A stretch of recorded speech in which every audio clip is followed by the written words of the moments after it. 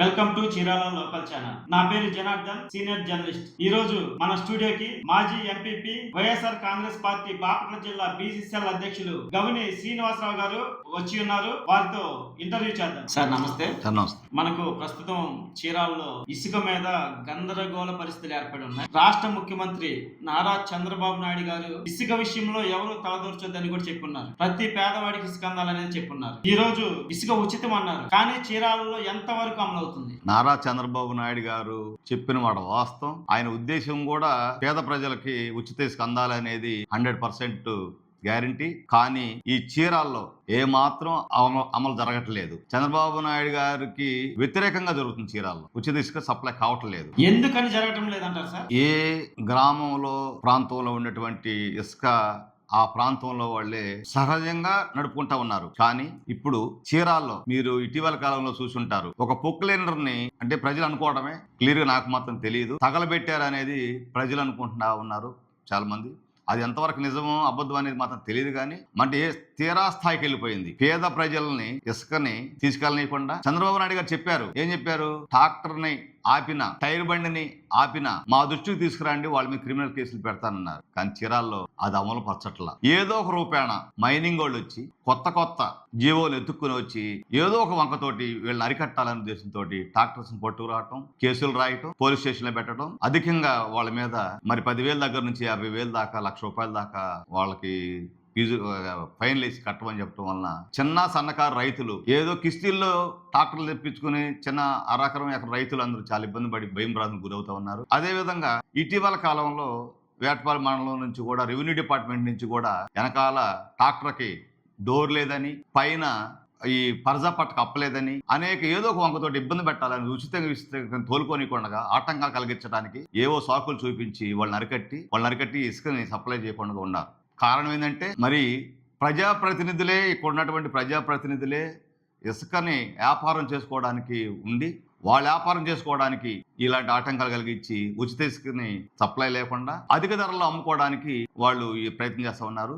అందువలన పేదలకి ఉచిత ఇసుక అందట్లా. లోకల్లో ఉన్న ట్రాక్టర్లను, టైర్ బండ్లను ఆపుతున్నారు. మరి ఇసుకను ఎక్కడికి తీసుకెళ్తున్నారు సార్? గౌరవ ముఖ్యమంత్రి వర్యులు నారా చంద్రబాబు నాయుడు గారు చెప్పింది ఏంటంటే, ట్రాక్టర్స్ ని, రైతుల్ని, టైర్ బండ్ రైతుల్ని తోలుకోండి, వాళ్ళు ఎవరికన్నా ఆటంకం కలిగిస్తే మా దృష్టికి తీసుకురండి అని చెప్పి అన్నారు.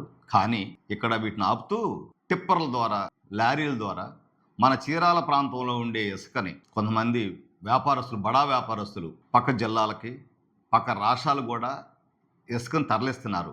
యాక్చువల్గా టిప్పర్ల ద్వారా, లారీల ద్వారా ఇసుకను తరలిస్తే కేసు రాయమని చెప్పారు గౌరవ ముఖ్యమంత్రి వర్యులు చంద్రబాబు నాయుడు గారు. కానీ చంద్రబాబు నాయుడు గారు నిర్ణయించిన నిర్ణయానికి వ్యతిరేకంగా టైర్ బళ్ళు, ట్రాక్టర్లని ఆపుతున్నారు. కానీ టిప్పర్లని, లారీలు మాత్రం ఆపట్లా. యథా స్వేచ్ఛగా టిప్పర్ల ద్వారా, లారీల ద్వారా మన చీరాల్లో ఉండే ఇసుకని ఇతర నియోజకవర్గాలకి, ఇతర జిల్లాలకి, ఇతర రాష్ట్రాలకి వ్యాపారం రీత్యా కొనసాగిస్తున్నారు. ఇప్పుడు మొన్న జరిగిన జేసీపీ తగలబెట్టిన విషయంలో 2 విఆర్ఓల్ని, ఒక ఆర్ఐని సస్పెండ్ చేశారు. నిందితులను కూడా రిమాండ్ పంపించారని చెప్తున్నారు. అది ఎంతవరకు నిజం సార్? చీరాల టిప్పర్ను తగలబెట్టిన విషయాలు, పొక్లేరును తగలబెట్టిన విషయాల్లో చీరాలలో ఉన్న వ్యక్తిని ఎవరిని అరెస్ట్ చేసి డిమాండ్ పంపలేదు. కానీ వాళ్ళు కిరాయికి తెచ్చుకున్న మనుషుల్ని ఇక్కడ ఇసుక వ్యాపారం చేయించడానికి కిరాయికి కొంతమంది మనుషులు తెప్పించుకున్నారు.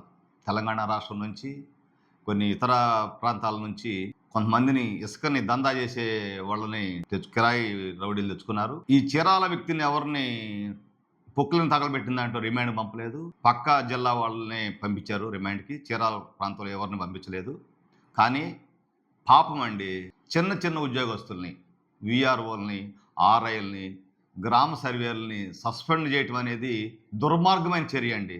వాళ్ళు ఏదండి పాపం ఏం తెలుసండి వాళ్ళకి? ఇక్కడ లోకల్గా ఎంఆర్ఓ ఉన్నారు, లోకల్గా ఆర్డీఓ ఉన్నాడు. చీరాల్లో ఆర్డీఓ ఆఫీస్ ఉంది, ఆర్డీఓ గారు ఉన్నారు, ఎంఆర్ఓ గారు ఉన్నారు. ఏదైనా జరిగితే వాళ్ళ కన్నుసన్నల్లోనే ఉంది. వాళ్ళ ప్రమేయం ఉంటే వాళ్ళని సస్పెండ్ చేయాలి. కానీ చిన్న చితక విఆర్ఓల్ని, మరి సచివాలయం ఎంప్లాయీస్ని వాళ్ళ మీద సస్పెండ్ చేయడం అనేది ప్రజలు హర్షించట్లేదు, పాపం అంటున్నారు. దీంట్లో ప్రమేయం ఏదైనా ఉంటే లోకల్గా ఉన్నటువంటి ఆర్డీఓ గారును, లోకల్గా ఉన్నటువంటి ఎంఆర్ఓ గారును, చీరాలను ఆనుకున్నటువంటి కలెక్టర్ గారే ఉన్నారు. మరి కలెక్టర్ గారు బాధ్యత వహించాలి దీనికి. యాక్చువల్గా చెప్పాలంటే కలెక్టర్ గారిదే తప్పు, దీంట్లో ఆర్డీఓ గారి తప్పు, ఎంఆర్ఓ గారి తప్పు. చిన్న ఉద్యోగస్తుల మీద యాక్షన్ తీసుకోవడం అనేది చాలా బాధాకరమైన విషయం. కరెక్ట్గా 100 మీటర్లో ఈపురపాలెం రూరల్ స్టేషన్కి ఆ పొక్కులను తగలబెట్టింది. ఒక 100 మీటర్లు 100-150 మీటర్లోనే తగలబెట్టింది కూడా. మరి పెద్ద పెద్ద ఆఫీసర్స్ని వాళ్ళని ఏమనకుండా చిన్న చిత్తగా ఉద్యోగస్తుల్ని సస్పెండ్ చేయడం అనేది ప్రజలందరూ కూడా చాలా బాధాకరమైన విచారం వ్యక్తం చేస్తున్నారు. పెద్ద పెద్ద వాళ్ళు అస్తం ఉంటే చిన్న చిన్న వాళ్ళని బలి తీసుకోవడం తప్పు అని చెప్పి ప్రజలు అనుకుంటూ ఉన్నారు. మైనింగ్ వాళ్ళకు చీరాల్లో ఏం పని సార్? ఇప్పుడు ట్రాక్టర్ వాళ్ళని, టైర్ బళ్ళు వాళ్ళని ఇబ్బంది పెట్టాల్సిన అవసరం ఏమొచ్చింది? మైనింగ్ వాళ్ళకి ఇక్కడ ఎలాంటి వాళ్ళ అవసరం లేదు. వాళ్ళ ఇక్కడ డ్యూటీస్ లేవు. ఇక్కడ పెద్ద పెద్ద గ్రానైట్లు కానీ కంపెనీలు కానీ పెద్ద పెద్ద ఏం లేవు. ఇక్కడ ఏ ప్రాంతంలో ఏ గ్రామంలో జరిగే ఇసుక ఆ గ్రామంలో ఇసుక జరుగుతూ ఉంది. రైతు పొలాల్లో రైతులు ఇసుక తోలుకోవడానికి కానీ, మరి గృహ అవసరాల కోసం కానీ, కొత్తగా ఇల్లు కట్టుకునే పూడికల ఇసుక కోసం కానీ, గంట ఇసుక కానీ, కట్టుబడి ఇసుకలు కానీ తోలుకొని ఫ్రీగా ఉంటాయి. కానీ మైనింగ్ వాళ్ళు డిస్టిక్ హెడ్ క్వార్టర్ బాపట్ల, లేదంటే district head quarter Ongole, district head quarter Guntur నుంచి ఈ మైనింగ్ ఆఫీసర్లు చీరాల ఎందుకు వస్తున్నారంటే, వాళ్ళు కొందరు రాజకీయ నాయకులు పులుకుబడితోటి ఇక్కడ చిన్న చితక రైతులు, పేదవాళ్ళు, టైర్ బండి రైతులు, ట్రాక్టర్ రైతులు ఇసుక తోలుకుంటా ఉంటే వాళ్ళని అక్రమ కేసులు పెట్టి వాళ్ళని కంట్రోల్ చేసి వీళ్ళ వ్యాపారం సాఫీగా జరగటానికి మైనింగ్ ఆఫీసర్లు ఎవరైనా ఒకటే, ఎవరైనా పట్టుకోవాలి. రైతులు స్వచ్ఛందంగా టైర్ బండి ఉండే రైతు, ట్రాక్టర్ ఉండే రైతు వాళ్ళ వరకే పెట్టుకుంటున్నారు. వ్యాపారం చేసే, అక్రమ వ్యాపారం చేసే, దందాలు చేసే వాళ్ళని మాత్రం మైనింగ్ కూడా పట్టుకోవట్లా. ఓన్లీ పేద రైతుల్ని ఇసుకను సప్లై చేయకుండా ఆపటం కోసమే మైనింగ్ వాళ్ళు వస్తున్నారు. కానీ ఈ దందా చేసే, ఇసుక దందా చేసే బడా రాజకీయ నాయకులను ఆపడానికి మాత్రం వాళ్ళు రావట్లా. ఇది రాజకీయ నాయకులు మాత్రం వాళ్ళని పిలిపించి కేసులు రాపించి అరికడుతున్నారు. చీరాల్లో ఇసుక మీద మీడియా గగ్గోలు పెడుతుంది, ప్రజా సంఘాలు గొంతెత్తి మాట్లాడుతున్నారు, కానీ ప్రతిపక్షాలు మాత్రం సైలెంట్ గా ఉన్నాయి. దీన్ని ఎలా చూడవచ్చు సార్? అంటే లోపాయకర్తనం అనొచ్చా? లోపాకారం ఏం లేదు, కానీ ప్రతిపక్ష వాళ్ళు మాత్రం సైలెంట్ గా ఉండి పోరాడకుండా ఉంటున్నది మాట వాస్తవం. అంటే నాకు తెలిసి ఏంటంటే టైం తీసుకుందాం ఉద్దేశం ఉందేమో, కానీ ప్రజలకు మాత్రం చాలా అన్యాయం జరుగుతుంది, చాలా ఇబ్బంది పడతా ఉన్నారు, చాలా జరుగుతూ ఉన్నాయి. ఇది 100% ప్రతిపక్ష లీడర్లు అనేవాళ్ళు వచ్చి పోరాటం చేయాల్సిందే, వ్యతిరేకించాల్సిందే, ప్రజల పక్కన నిలబడాల్సిందే, ప్రజల పక్షం నిలబడి దాన్ని అధికార పార్టీ చేసే తప్పుల్ని ఎండగట్టాల్సిందే. ప్రజలకు అందాల్సినటువంటి సంక్షేమ పథకాలు అందకుండా ఉంటున్నాయి కాబట్టి మళ్ళీ గగ్గోలు పెట్టి ప్రజలకు అందేటట్టు చేయాల్సిందే, ప్రతిపక్ష పాత్ర వహించాల్సిందే.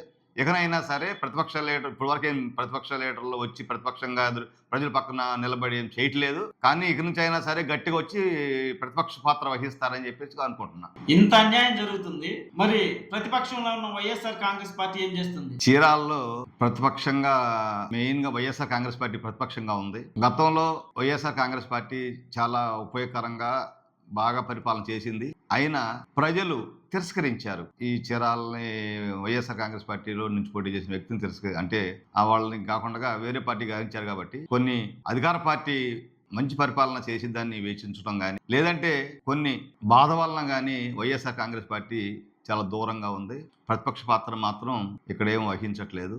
ప్రతిపక్షంగా మేము వదిలేబట్టే ప్రజలకు చాలా అన్యాయం జరుగుతూ ఉంది. ఇక్కడ మనోవేదనకి గురయ్యి ప్రతిపక్ష నాయకులు ఎవరు ఇక్కడ లేరు, చేయట్లేదు, జీరోనే. ఇక కొంత టైం ఇచ్చి జరిగే అన్యాయాలు పోరాడదామని టైం తీసుకున్నట్టున్నారు. అందువల్ల ఇక్కడ ప్రతిపక్షంగా లేదని చెప్పాలి. ఇన్ని గొడవలు జరుగుతున్న కారణంగా చీరాల్లో ఇసుక మొత్తం ఆపేశారు. ఎక్కడ ఇసుక ప్రస్తుతం అయితే ఇసుక ట్రాక్టర్లు కానీ, ఇసుక టైర్ బళ్ళు కానీ కనిపించడం లేదు. అధికారులు చర్యలు గట్టిగా తీసుకున్నారు. కానీ దీని వల్ల సామాన్య ప్రజలు ఇబ్బంది పడుతున్నారు. దీన్ని మీరు మీ పార్టీ తరఫున ఏమి యాక్షన్ తీసుకుంటారు? ఉన్నతాధికారులకు మీరు ఏమి సూచనలు చెప్తారు? చీరాల ప్రజలు మాత్రం ఇసుక అందుబాటులో లేక, మరి బేల్దారి మేస్త్రులు గాని, గృహాలు కట్టుకునే ప్రజలు గాని, వాటితో అనుబంధంగా ఉండేటువంటి అనేక చెక్ సెంటరింగ్ మేస్త్రులు గాని, రాడ్ బిల్డింగ్ మేస్త్రులు గాని, చాలా మంది పేదలు ఆకలితో అలవడిసిపోతా ఉన్నారు పనులు లేక. చాలా ఇబ్బందికరంగా ఉంది కాబట్టి మా పార్టీ అధిష్టానంతో మా ఇన్ఛార్జి గారితో డిస్కస్ చేసి 2 రోజుల్లో ఇసుక గాని పేదలకి అందుబాటులో తేకపోతే మా చీరాల నియోజకవర్గంలో ఉండే వైఎస్ఆర్ కాంగ్రెస్ పార్టీ తరఫున అధికారుల దగ్గర మాట్లాడి, అధిష్టానంతో మాట్లాడి ఇసుక వచ్చేదాకా పోరాటం, ధర్నాలు కానీ, బంద్ కానీ, నిరాహార దీక్షలు కానీ చేసి ప్రజలకి అందుబాటులో వచ్చేదాకా పోరాడతామని చెప్పి తెలియజేస్తా ఉన్నాం. మీ సమయాన్ని వెచ్చించి మా స్టూడియోకి వచ్చినందుకు చాలా ధన్యవాదాలు sir. Thank you sir. Local news Janardhan గారు, మీ ఛానల్ ఈ చీరాల ప్రజలకి మీ సర్వీసులు ఉపయోగపడాలని చెప్పి కోరుకుంటూ నేను ధన్యవాదాలు తెలియజేస్తా ఉన్నా. Thank you sir. మరిన్ని విశ్లేషణల కోసం చూస్తూ ఉండండి చీరాల లోకల్ ఛానల్. నా చీరాల మన చీరాల.